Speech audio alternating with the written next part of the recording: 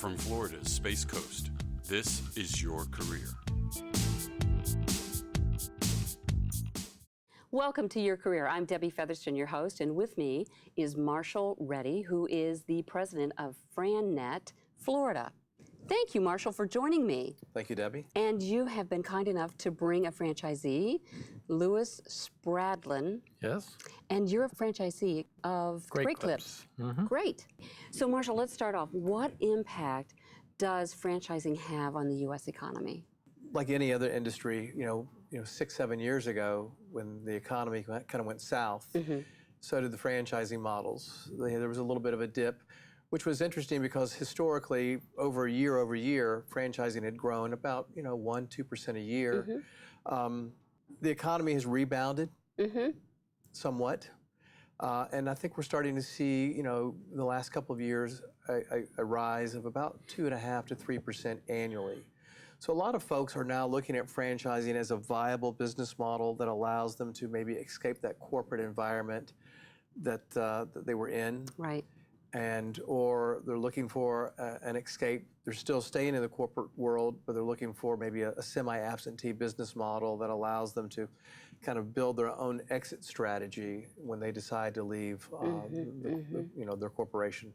Yeah, I know working with individuals who are in transition, a frequent comment is that people want control over their lives and their destiny.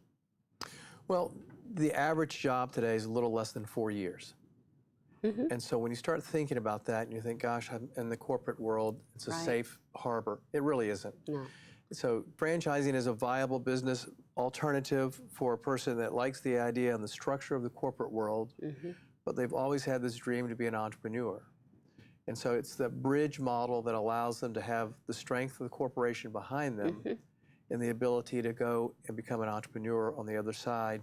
But they have that model, the support system, that marketing system behind them that will help them become successful. There's a couple of different ways you can look at it.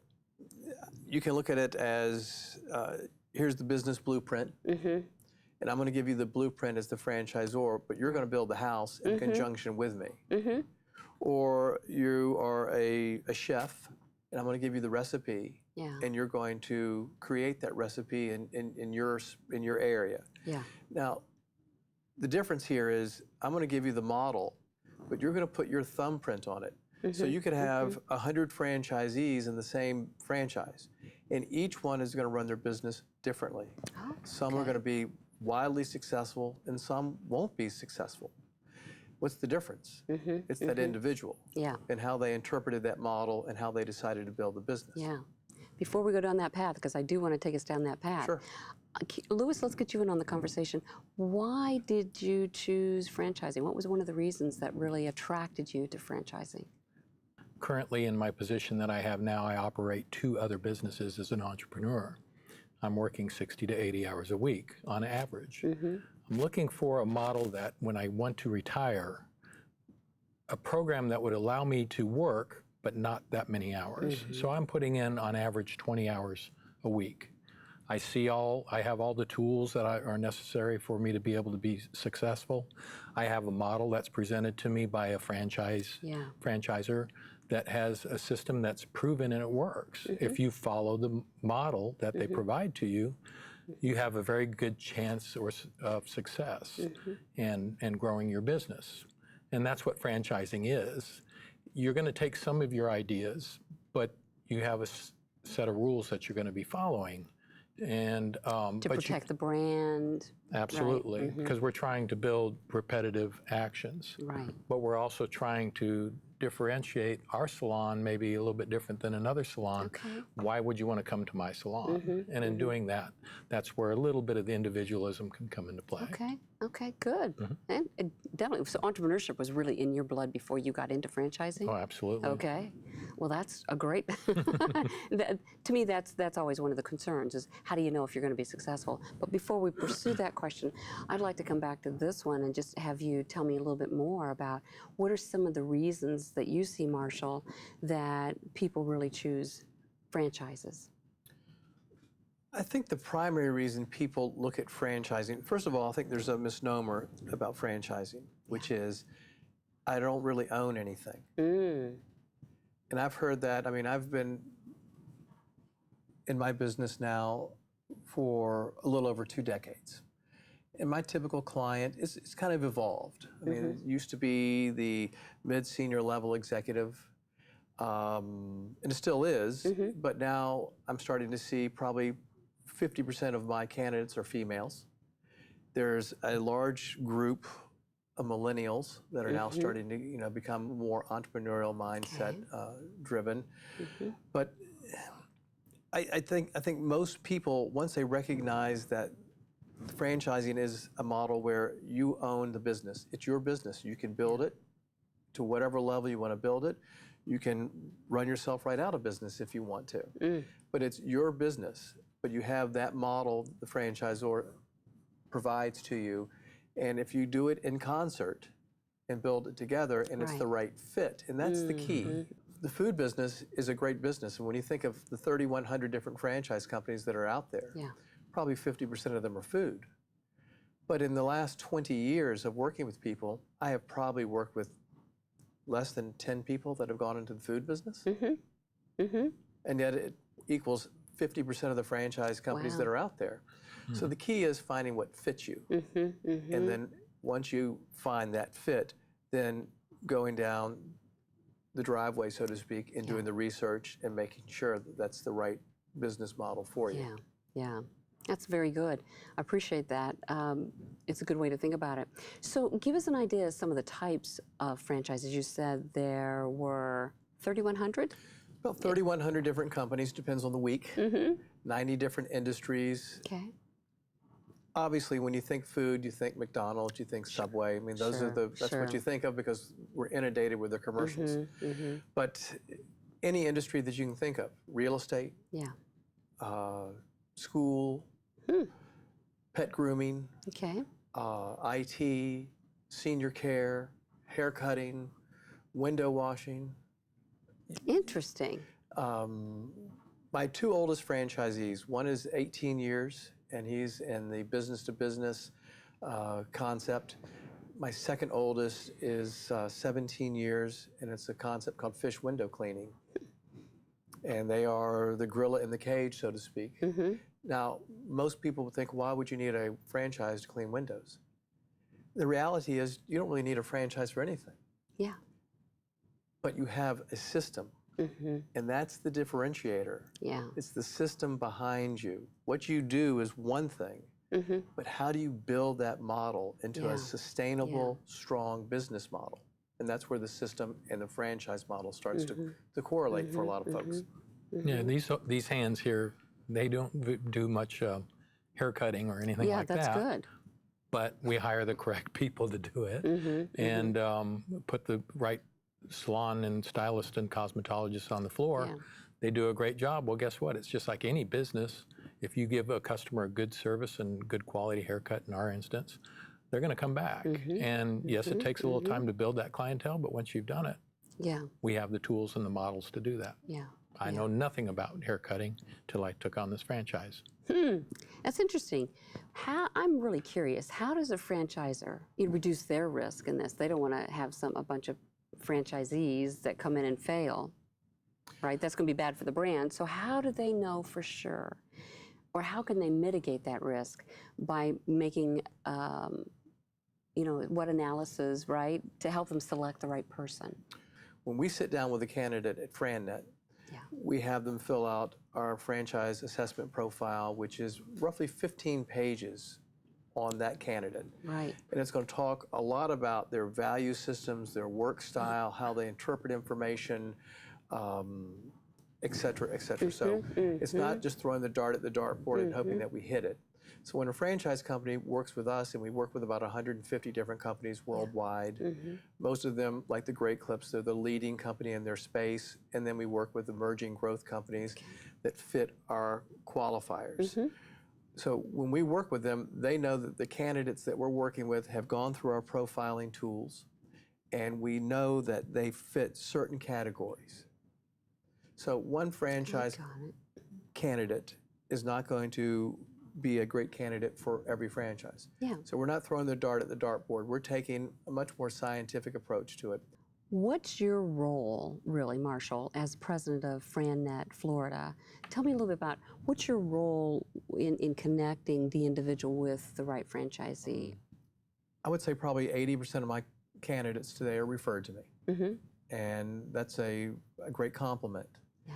So when they come to me, anyone, they're usually searching and thinking, okay, I've thought about this. I'm tired of getting on the plane Monday and coming back home Friday. Right. And I did that for 5 years. I was gone Monday through Friday. Mm-hmm, mm-hmm, and that's a good driver, say, to say, I want to change my life. Yeah. So they land on my doorstep, so to speak, and they think, okay, I'm thinking about owning a business. Mm-hmm.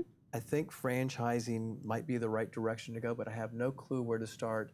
Or I've gone on the internet and I pushed a couple of buttons and now I'm being inundated by 5,000 different companies saying, hey, we're looking for you. Yeah. So what we're doing is we're that liaison in between. We work with the franchise companies on one side of the table. We work with the prospective franchisees on the other side. And we, in essence, become the matchmaker. But the goal and the first starting point is conversation, the franchise assessment profile, and then if it makes sense after getting that profile back, sitting down, going through those 15 pages, getting to know Louis. What makes him tick? What are you trying to accomplish? What are you trying to get away from? Seems pretty simple. Yeah. But the reality is it's kind of difficult to be objective about yourself. Right. And so once we've figured that out, we build a business model or a business template. And then from that template, we then focus on businesses that fit that. Okay. What are you comfortable investing? What do you see your life looking like? How many hours do you want to work? What type of employee do you want? Blue collar, white collar, professional, etc. Yeah. Great. Great thinking. And our fees paid by the franchisor. Oh, So it's not costing the client a penny, and it doesn't add a penny's cost to that franchise that they're buying either. We come out of their marketing budget. So that is a great kind of a question. I win-win. didn't even think to ask. well, it's a question that everyone asks, and I would ask that question too. It's you know, who pays my fee? Yeah. Fees paid by the franchisor. That's good. That makes it more enticing for you, and you can be neutral and really serve both parties well because you want to make certain there's a good fit.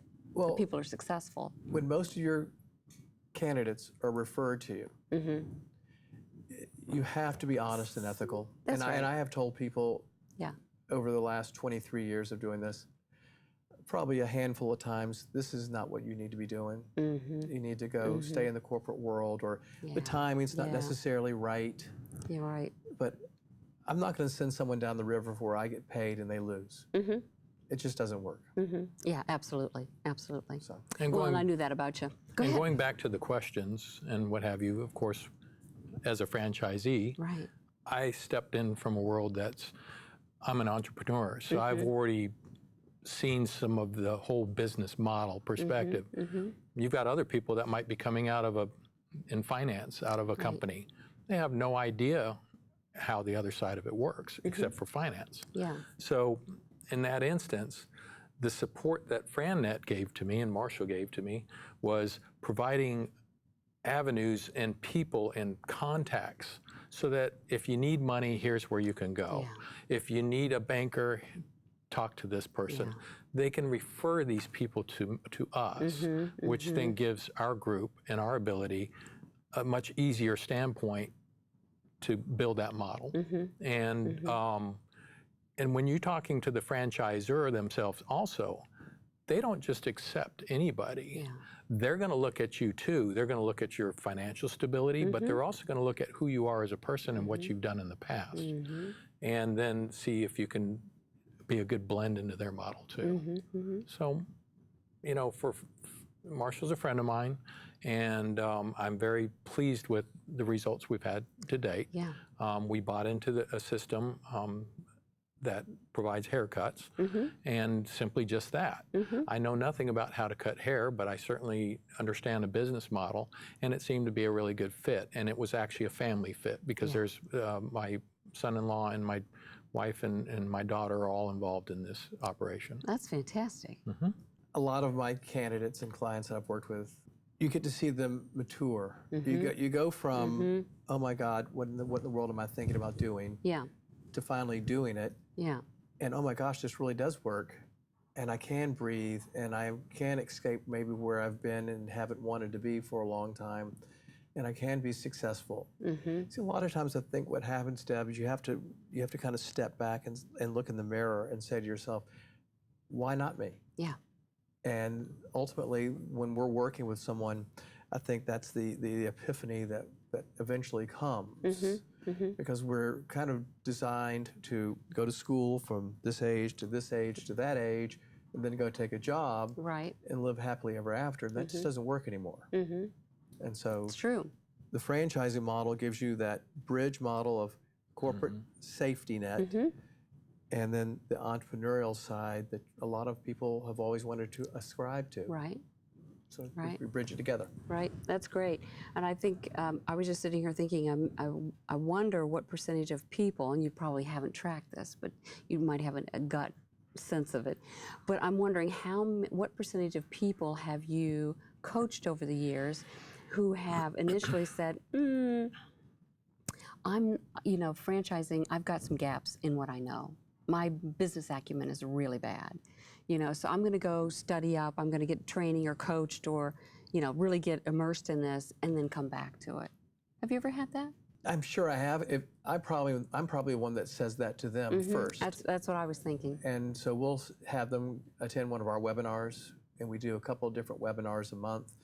We'll do, webinars for veterans. We'll do webinars for women only. We'll do a general webinar on franchising, business ownership. I've done webinars, or not just webinars, but workshops at every outplacement firm in Florida at different times in the past 2 decades. So we're all about education. And so if someone's coming to me and they're just not quite sure, they can go through a webinar or they can go through one of my presentations. I want them to have a basis. And then from that basis, if it seems to make sense to go to that next step, which would be the profile, then we'll provide them with a link to the profile. They'll fill that out. It'll route back to me, and then we'll start, the substantive conversations from there. So this isn't about just selling. I often tell people, if you're going to come to me for a sales pitch, I'm not your guy. Yeah. That just doesn't work for me, and I don't think it works for any of my candidates, because most of my candidates are far smarter than I'll ever be. And what they're looking for is guidance. They're looking for information. They're looking for somebody that will help them. That's what we try to provide. Yeah, absolutely. Well, that's very helpful. How does, we all have different risk tolerances. That's one of the things that I recognize in working with people. Some people will just leap, and other people are really going to step back. They've got to, really analyze things before they're going to make a move. And I'm just curious, what strategies or measures did you use, Louis, in really making a decision to buy into this franchise? I'm a contractor, and I'm in the construction field. Okay.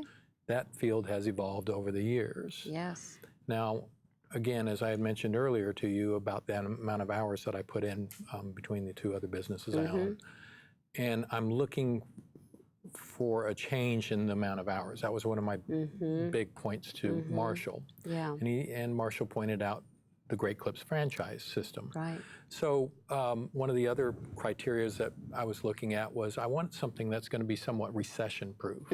Okay, so that makes I great sense. thought about it. What can I do, or what could we do, my family group do that would work? And it happened to be that everybody still got to get a haircut, even during a recession. You know it. So that seemed to be a good fit. And then it was a matter of, well, let's look at the model and how well they support you, and what does the franchisor bring to the table for us. And there's a multitude of things that we were reviewing, mainly the support staff, how you can see and envision where your company's going and the guidance that's given there. how well does that organization support me as a franchisee? And in other words, if I have questions, are they going to be there to respond, or are they there to just sell me a franchise? Yeah, and then you're on your own. Yeah, and absolutely. And Sink or I've got swim. absolutely, and that's I've seen some people sink too. Yeah, I bet. But in this case, it's been a very good fit for us. We bought into another market, and in that market, we bought the rights for now it's going to be 4 stores. Oh, great. We've started one. We've had it open for almost a year now, and we're getting ready to open the second unit. You know, you have to have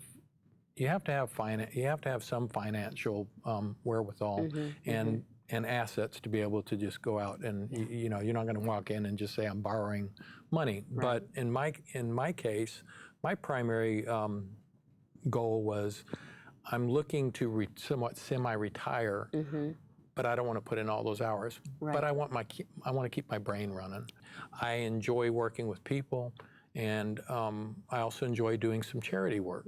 And we actually, in Great Clips, we do a lot of charity work too. And for instance, in Christmas time, we did our market, we did one that was called Team Lucy, and we actually provided money to a sheriff in the organization. His child has a problem, and so in that effect, the local market was able to raise $2,500, and then we handed that over to them.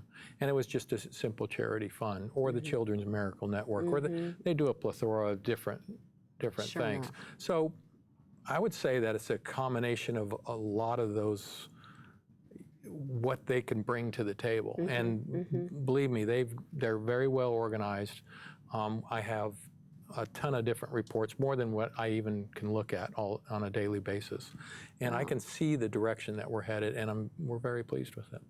So you're on the right trajectory. Oh, absolutely. We're where we should be about now. So you have enough data coming in from what the franchisor is giving you, that, or at least their model, right? So that you know when you need to make a course correction, or when you go, oh, we need to, right, whether to be more aggressive, back away. Yeah, to be a little more detailed about that, we have brand measures. Okay.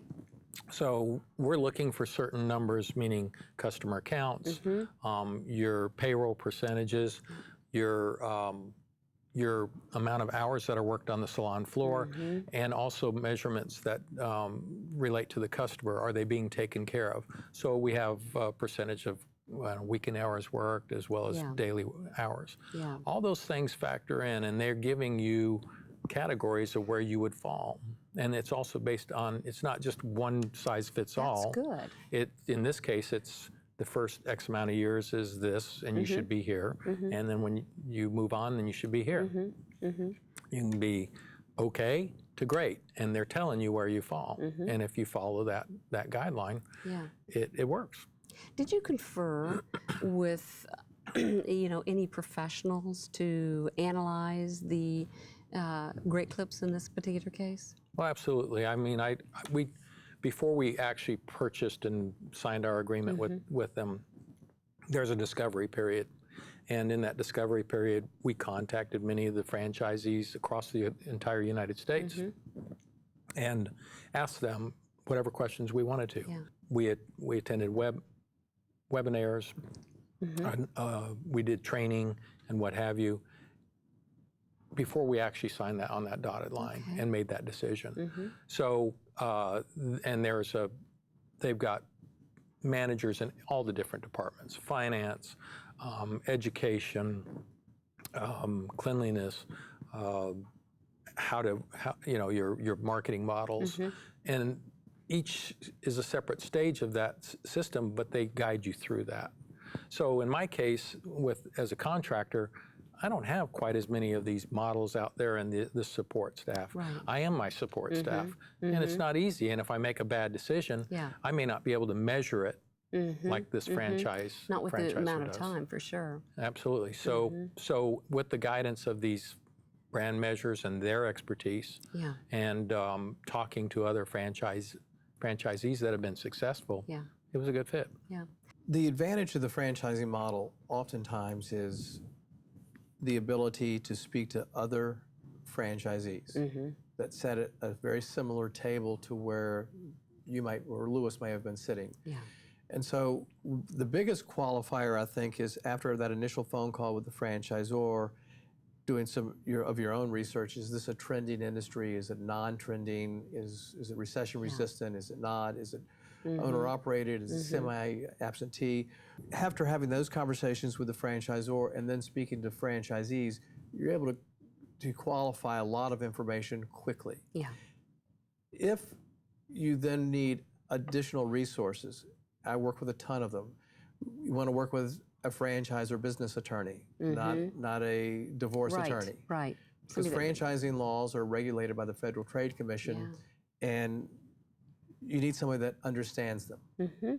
So franchising attorney or business attorney, accountants, and if you're going to use some of your 401k or non-Roth IRA monies, which about 85% of our candidates do now for their seed money, you need to speak with an accountant that actually understands how those programs work. Right. I'm a real estate broker as well as a business broker, and so if it comes to real estate, I can certainly answer a lot of those questions or refer them to somebody else that I would trust if that was my family or friend.